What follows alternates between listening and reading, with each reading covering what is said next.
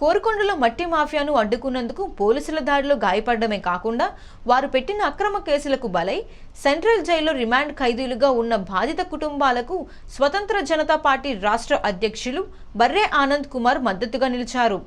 ఈ మేరకు రాజమండ్రిలో ఉన్న పార్టీ కార్యాలయంలో జరిగిన మీడియా సమావేశంలో బర్రే ఆనంద్ కుమార్ మాట్లాడుతూ రాజానగరం నియోజకవర్గంలో యథేచ్ఛగా సాగుతున్న మట్టి మాఫియాకు పోలీసులు పూర్తిస్థాయి అండదండలు అందించడంతో పాటు ఎవరైనా అడ్డుపడితే వారిని అంతమొందించడానికి సైతం సిద్ధంగా ఉన్నారని చెప్పడానికి కోరుకొండలో జరిగిన సంఘటన మచ్చుతనక అని అన్నారు. శనివారం రాత్రి కోరుకొండ మండలంలో నర్సాపురం నుంచి జంబూపట్నం మీదుగా భారీ వాహనాలతో మట్టి అక్రమ తరలింపులో భాగంగా వేగంగా వెళుతుండటంతో ప్రమాదాలు జరిగే పరిస్థితిని గుర్తించిన స్థానిక ఎస్పీ యువకులు మట్టి మాఫియా లారీలను అడ్డుకున్నారన్నారు.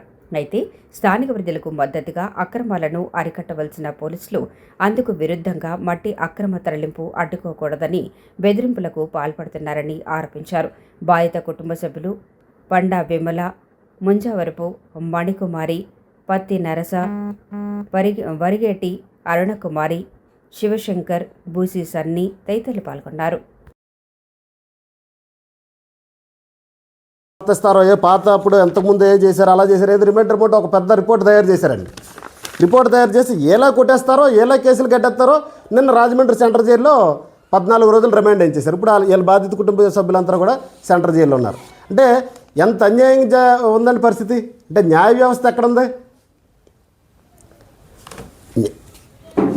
దీని మీద బాధితుల తరపు నుంచి స్వతంత్ర జనతా పార్టీ రిపబ్లిక్ ఆధ్వర్యంలో మేము పూర్తి స్థాయిలో వారికి న్యాయం చేయడానికి ప్రయత్నం చేస్తున్నాం.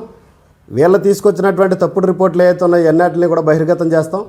న్యాయ వ్యవస్థకే తప్పుడు రిపోర్ట్లు ఇచ్చి పోలీస్ వ్యవస్థ ఏదైతే చేస్తుందో దాని మీద న్యాయ వ్యవస్థ ద్వారానే పోరాటం చేస్తాం.